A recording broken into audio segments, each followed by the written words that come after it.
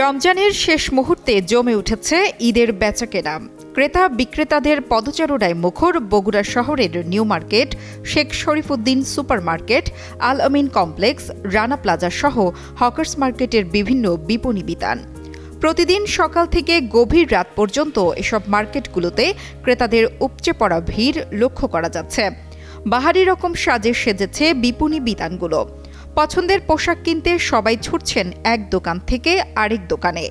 জামা কাপড়ের মধ্যে এবার নারীদের পছন্দের শীর্ষে রয়েছে দেশি সুতি ও পাকিস্তানি পোশাক। এদের দিকে বেচা কেনা একটু বেশি আছে, আর রমজান মাসে একটু বেচা কেনা বেশি হয়। কাস্টমার থাকেই, কাস্টমার এবার জিনিসপত্রের দাম বেশি, লাভের পরিমাণ একটু কম।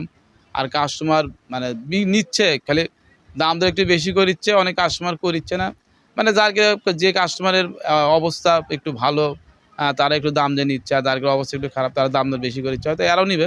আমরা সবসময় কম দামে বেশি, ঈদের সময় একটু সাশ্রয় মূল্যে যাদের কাস্টমার যারা সবসময় নেয় তাদের কাছে একটু কম দিলে তারা হঠাৎ তার কাছে একটু বেশি নেই।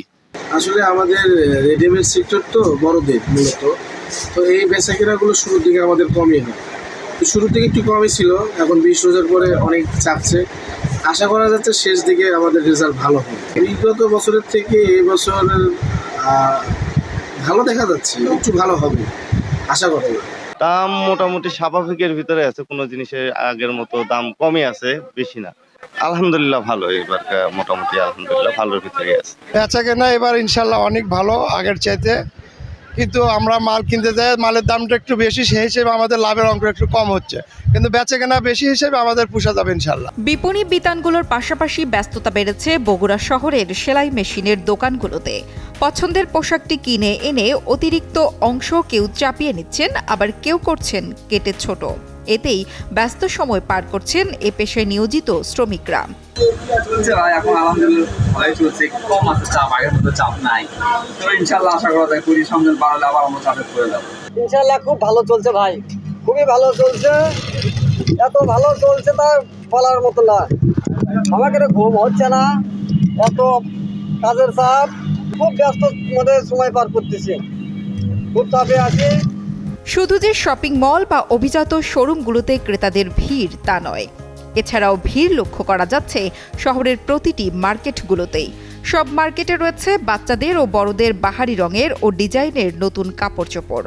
তবে দাম অনেক চড়া থাকায় এই মার্কেট থেকে ওই মার্কেট ঘোরাঘুরি করছে অনেকে, আবার অনেকের সাধ্যের মধ্যে থাকায় স্বাচ্ছন্দ্যে করছেন ঈদ কেনাকাটা।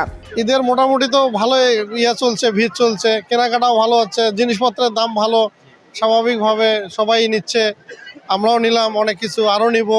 হ্যাঁ, মোটামুটি সবার জন্য ভালো হোক। ক্রেতাদের উচ্ছে ওরা ভিড়, ভাই ভিড়ের জন্য তাকে নেওয়া যায় না, সে অসংখ্য ভিড় যে লোকে লোকারণ্য হয়ে গেছে। আসলে ভিড় মনে হয় যে আগামীকালই। মার্কেটে অনেক ভিড়, মেয়েদের কাপড় খুব চাহিদা। এখানে মোটামুটি মেয়েদের কাপড়ই উন্নত মানের কাপড় পাওয়া যাচ্ছে নিউ মার্কেটে। এই নিউ মার্কেটের কাপড়গুলো খুব সুন্দর এবং ভালো। আসলে এগুলো দোকানে গিয়ে কাপড়গুলো দেখে অন্তরে ক্রয় করাটা খুব বেটার।